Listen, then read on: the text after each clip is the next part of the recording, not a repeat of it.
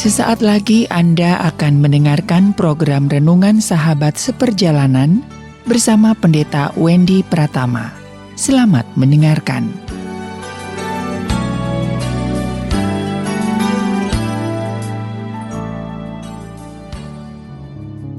Selamat berjumpa kembali di dalam layanan audio Sahabat Seperjalanan. Hari ini adalah hari Senin 22 Februari 2021. Tema renungan dan saat teduh kita dengan judul Menanti Waktunya Tuhan. Menanti waktunya Tuhan. Firman Tuhan terambil dalam Mazmur 39 ayat yang ke-8. Demikian bunyi firman Allah. Dan sekarang apakah yang ku nanti-nantikan ya Tuhan? Kepadamulah aku berharap. Ayub 7 ayat yang kedua. Seperti seorang budak yang merindukan naungan, seperti kepada orang upahan yang menanti-nantikan upahnya. Ibrani 6 ayat yang ke-15. Abraham menanti dengan sabar dan dengan demikian ia memperolehnya. Mari kita berdoa. Bapa yang di dalam surga, kami ingin belajar satu bagian kehidupan sebagai orang percaya, yaitu bagaimana kami memahami waktunya Tuhan dan menanti waktunya Tuhan dan tidak memaksakan waktunya kita. Berbicaralah Tuhan, kami siap untuk mendengar. Di dalam nama Tuhan Yesus kami berdoa. Amin. Sahabat seperjalanan, menanti waktunya Tuhan. Ada satu sifat kebiasaan manusia, yaitu tidak sabar, ingin cepat, ingin instan, kalau bisa mengedip, menutup mata, setelah membuka langsung dapat, mengepalkan tangan, membuka, lalu di dalamnya sudah ada apa yang kita harapkan. Itulah sifat manusia. Namun Tuhan ternyata punya waktunya sendiri di dalam menjawab setiap pergumulan-pergumulan hidup kita yang kita nyatakan di dalam doa-doa dan permohonan kita. Lalu kita membanding-bandingkan, yang sebelah berdoa, tetangga berdoa, saya berdoa, kenapa dia lebih cepat, kenapa saya lebih lambat? Apakah Tuhan pilih kasih? Kita sering kali menganggap Tuhan itu pilih kasih dalam kehidupan ini. Mari kita belajar dari kehidupan anak-anak.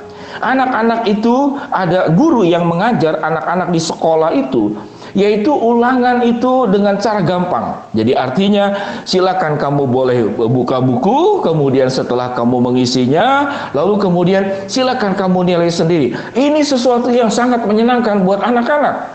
Tatkala semuanya itu dimudahkan, kita bersyukur bahwa tidak ada guru yang seperti demikian dan juga tidak ada Tuhan yang seperti demikian.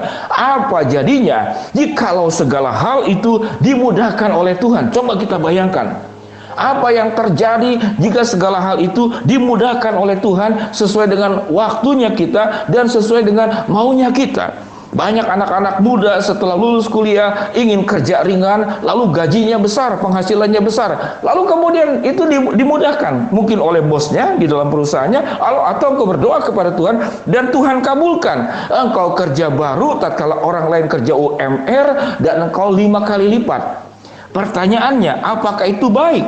Mungkin baik itu untuk kesenanganmu, karena engkau mendapatkan hasil yang lebih cepat dan tidak perlu bersusah-susah, tidak perlu berkorban besar. Namun itu adalah sesuatu yang sangat merusak kehidupan kita. Kita mendapatkan sesuatu yang kita inginkan, namun kita tidak di dalam proses yang seharusnya. Sesungguhnya hasil daripada sebuah katakanlah perjuangan, yang terutama itu bukan hasilnya, yaitu prosesnya. Tatkala engkau sudah berproses menjadi orang yang luar biasa, maka engkau ilmu itu menjadi bagian daripadamu. Pengalaman hidup itu menjadi kekayaan di dalam hidupmu. Jadi pengalaman hidup itu begitu penting yang tidak pernah akan hilang. Itu melekat pada dirimu. Kita berikan satu contoh sederhana. Bagaimana Anda bisa bernyanyi dengan baik? Saya masih ingat sekali, saya dileskan di gereja untuk les vokal. Lesnya mahal, cuma 15 menit kepada seorang guru seriosa yang katakanlah di Bandung waktu itu, yang nasional. 15 menit, mahal, lalu latihannya lama, diulang-ulang untuk bisa bernyanyi. Untuk bisa bernyanyi, katakanlah untuk bernyanyi dalam paduan suara. Proses itu kemudian saya lewati dengan baik, tanpa kemudian memaksakan. Satu hari kelak kemudian Saya dipercaya tidak hanya bernyanyi di paduan suara, namun saya bisa menjadi konduktor paduan suara. Saya masih ingat sekali dosen saya, guru saya, yaitu Pendeta Dr. Stephen Tong. Tatkala dia pelayanan di luar negeri, lalu waktunya itu mepet. Jadi saya masih ingat sekali itu ada KKR di Malang, 5.000 orang yang hadir. Lalu kemudian mengontak kepada saya, dikatakan kamu siap-siap untuk memimpin paduan suara, sebuah lagu Haleluya Chorus. Ya, jadi lagu yang sedemikian sulit karena saya juga adalah seksi katakanlah ketua daripada kerohanian di kampus terdahulu. Tatkala kemudian Pak Tong sudah hadir tepat waktu, Pak Stephen Tong, kemudian sudah kamu saja yang memimpin. Lalu saya memimpin. Untuk menjadi seorang konduktor paduan suara prosesnya panjang luar biasa. Kalau Anda ingin bernyanyi prosesnya panjang luar biasa. Namun sekarang itu dimudahkan, yaitu lip sync. Kamu tidak menyanyi, cuman mulutmu saja yang bergerak di TikTok, di YouTube, di mana-mana. Dan suaramu itu begitu indah dan bagus. Dengan cara cepat dan gampang. Tidak melalui proses, asal gerakan bibirmu dan kemudian dengan lagunya cocok sesuai. Dan orang terkagum-kagum. Yang menjadi pertanyaan, hasilnya kamu dapat. Namun prosesnya engkau tidak pernah memilikinya. Karena itu bukan suaramu. Itu adalah suara orang lain. Engkau cuma lip sync, engkau cuma menggerakkan bibir tanpa proses latihan, tanpa proses berjuang, engkau langsung dapat. Tuhan itu punya waktu di dalam menjawab setiap kehidupan kita. Tidak hanya berbicara hasil, namun Tuhan mengizinkan yang namanya proses kehidupan melalui kesulitan, melalui pengalaman yang pahit, jatuh bangun, jungkir balik, melewati badai, disakiti, disalahpahami. Pas sudah berhasil, keberhasilannya diambil oleh orang lain, lalu kita protes kepada Allah. Tuhan, mengapa Engkau mengizinkan kesulitan ini terjadi? Engkau tidak tahu bahwa Tuhan sedang memberikan yang jauh lebih baik daripada hasil itu sendiri. Yaitu apa? Yaitu proses. Tatkala engkau berproses, maka hasil itu mengendap, bersatu, menjadi milikmu seutuhnya dan tidak pernah terlepas karena engkau melewati proses dalam hidup ini. Kalau itu tidak melalui proses, sama dengan anak-anak yang ulangan, menyontek saja, silakan buka buku dan nilai ulangan, guru mengatakan silakan kau isi sendiri, mau 10 silakan 10. Namun engkau tidak lewatin proses.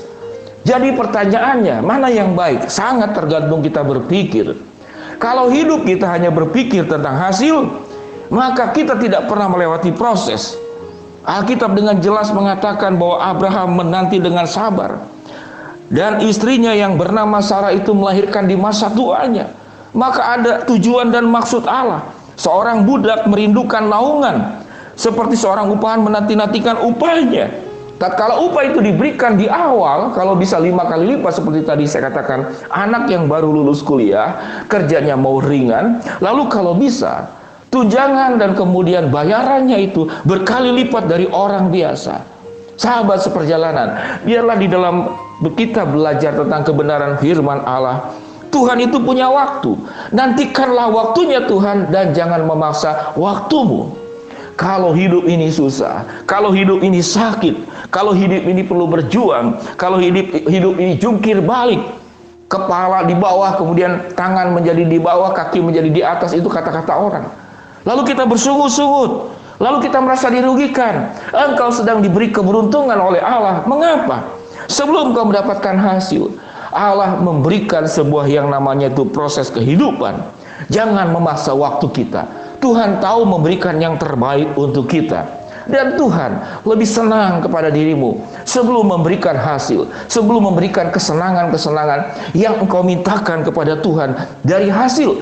Namun Tuhan itu lebih suka engkau berproses. Karena sewaktu engkau berproses, engkau mendapatkan hasil dan engkau juga mendapatkan proses hidup itu sendiri. Dan tatkala engkau menjadi proses hidup itu sendiri, engkau menjadi orang yang kuat, menjadi orang yang terampil, menjadi orang yang berpengalaman, menjadi orang yang sanggup melewati kesulitan-kesulitan yang ada di depan kamu karena engkau pernah melewatinya. Menanti waktunya Tuhan, jangan paksa waktumu. Mari kita berdoa.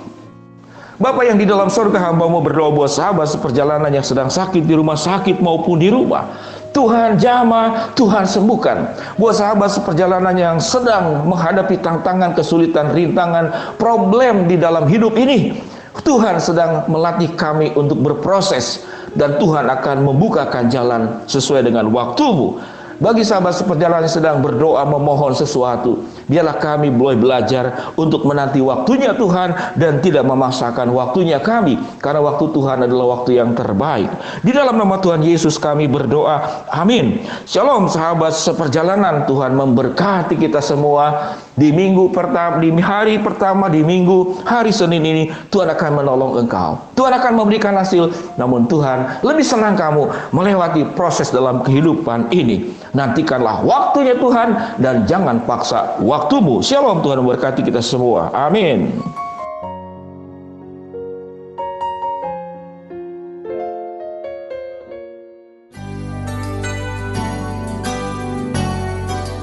Anda baru saja mendengarkan program Renungan Sahabat Seperjalanan bersama Pendeta Wendy Pratama.